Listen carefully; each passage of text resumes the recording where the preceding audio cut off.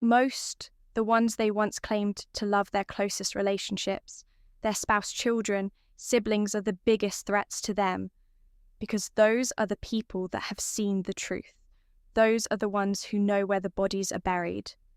And in the narcissist, mind's threats must be eliminated, but cutting you off isn't enough.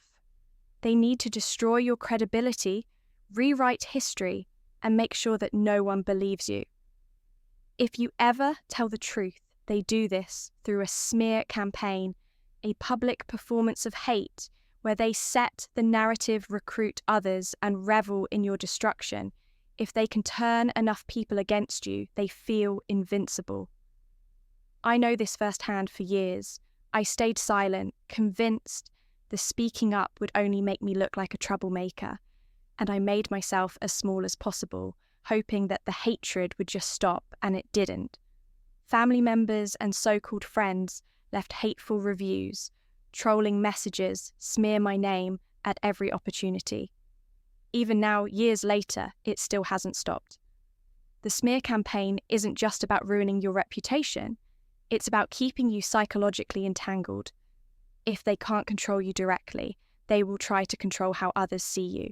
If they can isolate you, confuse you, and keep you stuck in damage control, they still have power over you. But the most brilliantly cruel part of a smear campaign is the double bind it creates. If you try to defend yourself, you look guilty. If you stay silent, the lies spread unchecked. Narcissists have no shame in setting the narrative first, telling wild, deceitful stories to get ahead of the truth. But when you push back, people step back from you. Instead, the more you explain, the more unhinged you sound. And that's the trap. You exhaust yourself trying to prove the truth, while the narcissist sits back and watches. This isn't just about hatred, it's about power. And as long as you're reacting, explaining and scrambling to undo the damage, you're still under their control. But that tactic doesn't make it stop. You can't shrink your way out of hatred. The smear campaign isn't just about ruining your name.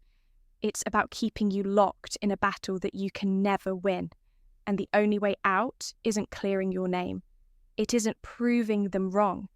It's realizing that their need to hate you was never about you at all. The tools for empowerment.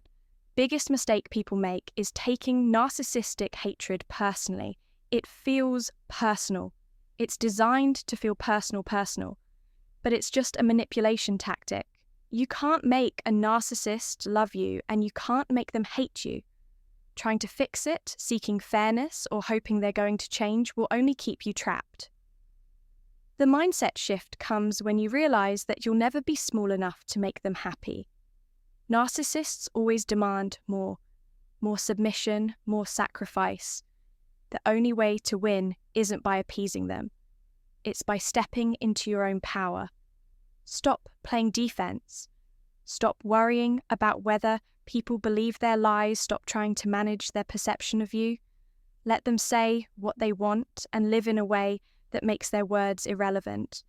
Narcissists manipulate you by making you believe that they don't need you and that they hold all the power because they care the least.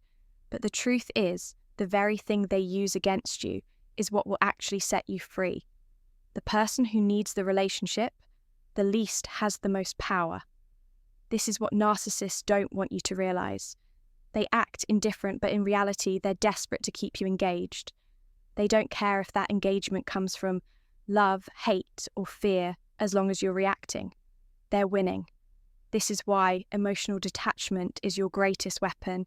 The moment they see that you're not invested, you're not explaining, you're not trying to fix things, they lose their grip, even if they're still smearing your name, still obsessing, still hating it, no longer affects you. And once they no longer affect you, they lose all power over you.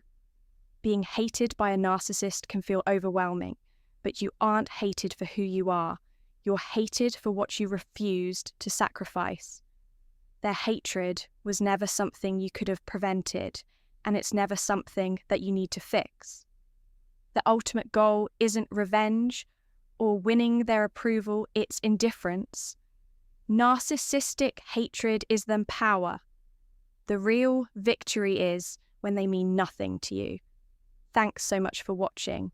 YouTube thinks you're going to love this video right here on screen right now. So go ahead and give it a click.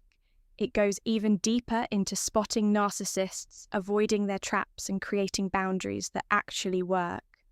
Don't miss it. It's the next step towards creating the life you deserve. I'll see you over there.